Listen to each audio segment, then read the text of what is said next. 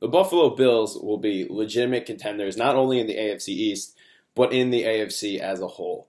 Looking back on the game they played yesterday against the Indianapolis Colts, one of the best offenses, arguably the best offense in the league, they dominated them from a defensive to offensive standpoint in every phase of the game. Their front seven created pressure the entire game, including on blitzes. Andrew Luck, one of the savviest, smartest quarterbacks in the league, did not know what to do in situations, couldn't audible his protections because of the exotic blitzes that they brought. That defense, especially at home, will give problems to every single offense in the league. They are phenomenal. They cause matchup nightmares throughout the line. They can bring extra men into the box. They are fantastic. And the fact that you can have that kind of defense to keep you in games is a luxury very few teams have. In fact, the only teams that really have a defense that can dominate like that would be Seattle, even though their defense is predicated on their back line to give coverage sacks.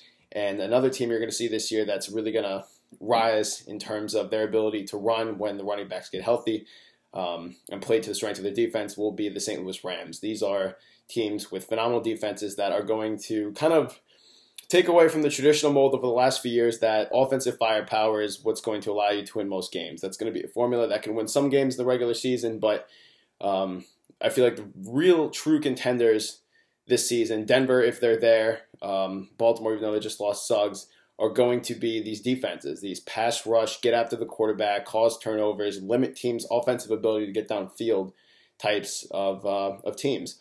Now, from an offensive standpoint, Tyrod Taylor played the quarterback position perfectly for the Bills. The Bills have a revamped offensive line that looked pretty good. The scheme is what fits in and allows them to play their brand of offense so well. Tyrod Taylor being a mobile quarterback adds an extra dimension to it. Shady McCoy, obviously, the east-west runner with the big play ability is there. The read option allows LaShawn McCoy to have better quality in terms of the amount of touches he's going to get. And Carlos Williams is this downhill change of pace back that is a bruiser who's going to be not the type of guy you want to check in when you're trying to give McCoy a rest, and this guy is battering a tired defense. I mean, he's a load to bring down.